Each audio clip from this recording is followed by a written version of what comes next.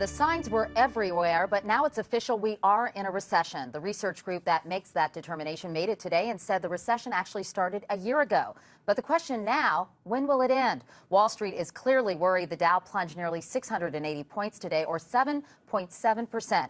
Anthony Mason is our business correspondent. Anthony, last week's big rally is now just a fond memory, isn't it? What the market giveth, the market also taketh away, Katie. Remember that historic five-day rally, the biggest since 1933? Well, it ran into a bear today, and in one big bite, more than half of those gains were gone.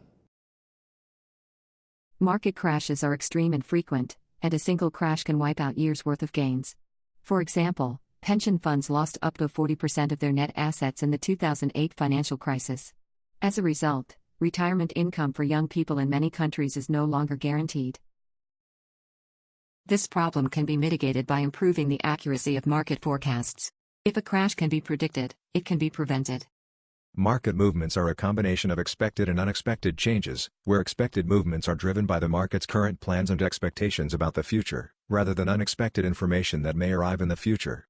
The current market expectations are implicit in asset prices, which aggregate information across all market participants who trade in these assets.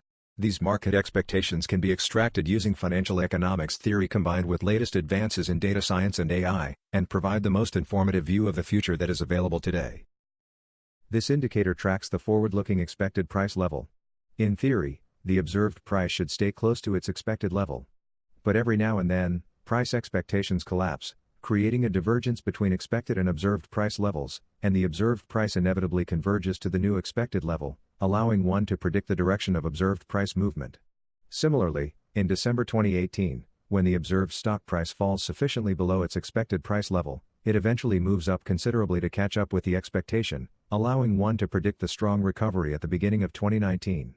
As a result, this indicator predicts all major S&P 500 crashes and subsequent recoveries since the beginning of 2018, with no incorrect predictions, a feat unmatched by any available product.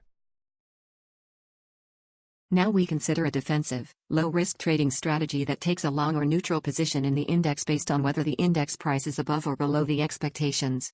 More precisely, every time the expectations crash, the index becomes overvalued relative to expectations, and the strategy neutralizes the exposure to the index, until the index value has corrected to the new and lower level of expectations.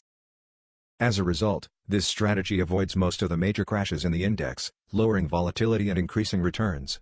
Since the beginning of 2018, this strategy earns an annual 30% return with an 8% volatility, a significant improvement over a passive investment in the index, which earns a mere 7% return with about 18% volatility.